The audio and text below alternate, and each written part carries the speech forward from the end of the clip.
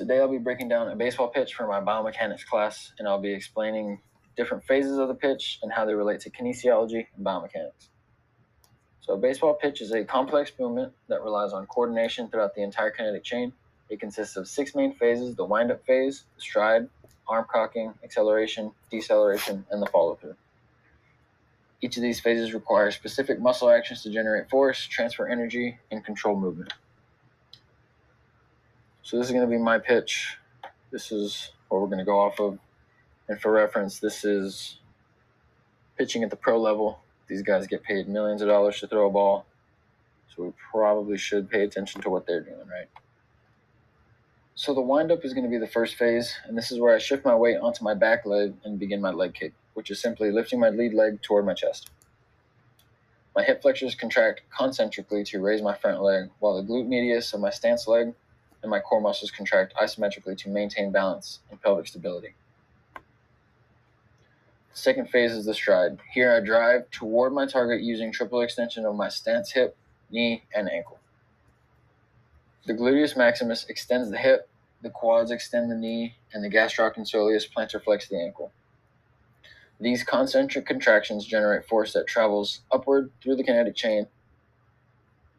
At the same time, my lead leg moves forward through hip flexion produced by the iliopsoas and the rectus femoris.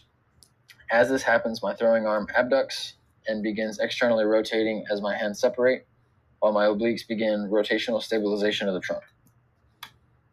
The next phase is going to be the arm cocking phase. This phase actually begins during the stride and ends when the shoulder reaches maximal external rotation. As I continue moving forward, the posterior rotator cuff muscles, which is going to be your infraspinatus and your teres minor primarily, along with the posterior deltoid, contribute to external rotation and dynamic stabilization of the shoulder. The trapezius and rhomboids stabilize and retract the scapula to position the shoulder for force production. This phase stores elastic energy in the internal rotators of the shoulder, preparing for explosive acceleration. That leads us into the acceleration phase. So the acceleration phase begins at the maximal external rotation and ends at the ball release. The pectoralis major, the latissimus dorsi, and the subscapularis contract concentrically to rapidly internally rotate the shoulder. At the same time, the triceps extend the elbow and the wrist flexors contribute to the ball release. So as I plant my front foot, the ground reaction force travels upward through my front leg while my back leg continues to drive off the rubber. This creates a rotational torque through the pelvis and trunk, allowing for force to transfer efficiently into the upper body and throwing on. Next is the deceleration phase, which begins immediately after the ball release. The posterior rotator cuff, posterior deltoid, and the biceps contract concentrically to slow down the arm and reduce stress on the shoulder and elbow. The scapula protracts, controlled primarily by the serratus anterior. And this is one of the most physically demanding phases because of the large eccentric forces required to slow down the arm. The final phase is going to be the follow-through.